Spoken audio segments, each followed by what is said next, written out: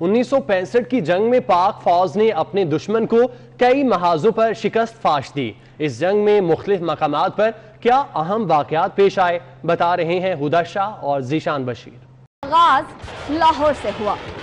दुश्मन गांव बरकी पर कब्जा करके आगे बढ़ रहा था। BRB अगला टारगेट था। मंसूबा यह था लाहौर पर कब्जा करके उसे बाकी जंग के लिए बेस बनाया जाए। इस पेशकदमी को रोकने और दिफा को मुनज़्ज़म करने के लिए पाकिस्तानी फौज को वक्त दरकार था। इसीलिए एक गोरिल्ला ऑपरेशन का सोचा गया जिसने जंग की काया पलट दी। इस कोर की कमांड मेजर जनरल नरेंद्र प्रसाद कर रहे थे। बरकी में घुसकर पाकिस्तानी जवानों ने कमांडर नरेंद्र प्रसाद की गाड़ी पर चुपके से हमला कर दिया, जहां उनका ड्राइवर मारा गया, जबकि नरेंद्र प्रसाद को गाड़ी छोड़कर भागना पड़ा। यही जंग का अहम तरीन मोड़ बन गया। BRB की जानिब पेशकदमी रुकी तो पाकिस्तानी फौज को दिफा मुनज़्ज़म करने का मौका मिला। इसके बाद BRB पर हमले हुए, लेकिन कामयाबी ना मिली। 6 सितंबर के हमले पर पाक फिजाइया ने फौरी तौर पर काउंटर अटैक की स्ट्रेटेजी बनाई। एयर मार्शल नूर खान ने पठानकोट, आदमपुर, हलवाड़ा और जामनगर को पहले टारगेट करने का फैसला किया, लेकिन सबसे अहम टारगेट पठानकोट था क्योंकि भारत के जदीद तैयारे वहां खड़े थे। पेशावर से उड़ान भरने वाले दस्ते ने पठानकोट को निशाना बनाना था, जिसकी क़यादत स्क्वाड्रन लीडर सज्जाद हैदर ने की।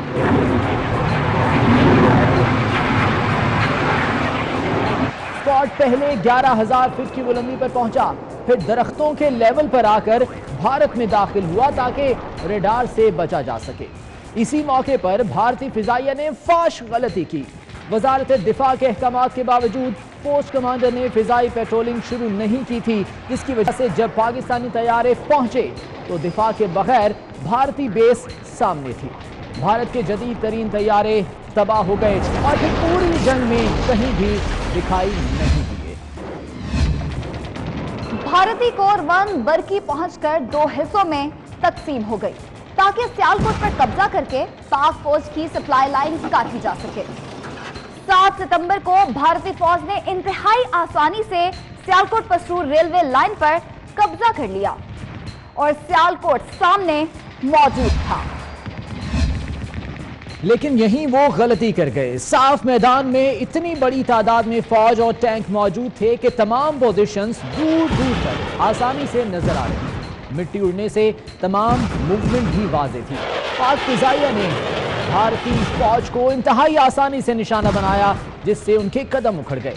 बर्री फौज ने भी सियालकोट में पोजीशन संभाल ली और फिर ऐसी लड़ाई हुई जिससे ये इलाका टैंकों का कब्रिस्तान बना। ये गलती दुनिया भर के फौजी तालीमी इदारों में सबक आमोज कहानी के तौर पर पढ़ाई जाती है।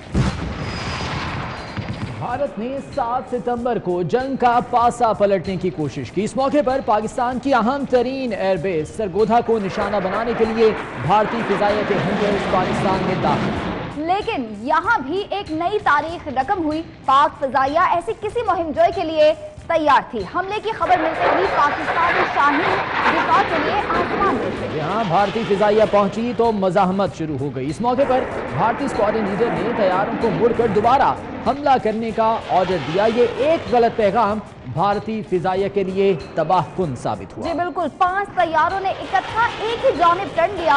इस मौके पर MM आलम ने दुनिया की फिजाई तारीख में नया बाब रकम कर दिया। फिर 30 सेकंड में लीडर 5 भारतीय तैयारे मार गिराए और इस पर भारतीय फिजाइया को पसपा होना पड़ा। पाकिस्तानी शहरों और फौजी तंसीबात पर बमबारी के लिए भारतीय तैयारों को एयर सिग्नलिंग सिस्टम दवारका में नस्ब था। पाकिस्तान नेवी ने दवारका में रेडार सिस्टम तबाह करने और मुंबई तक हमले की राह हमवार करने के लिए ऑपरेशन दवारका किया। कराची से 200 किलोमीटर दूर 7 सितंबर को अंधेरे में PNS Babar, PNS Khyber, PNS गदर, PNS Jahangir, PNS Alamgir, PNS Shahjahan और PNS टीपू सुल्तान रवाना हुए। 8 सितंबर को दवारका में लगा सिस्टम तबाह किया, जबकि भारतीय नेवी को भी भारी नुकसान पहुंचाया। इस कामयाबी के बाद भारतीय फजाइया की इस्तिताअत महदूद हो गई। इस हमले ने भारतीय वजारत दिफा की रहकाखेज मंसूबाबंदी का पोल खोला, जिसके बकौल उन्होंने बहरी जंग की मंसूबाबंदी नहीं की थी।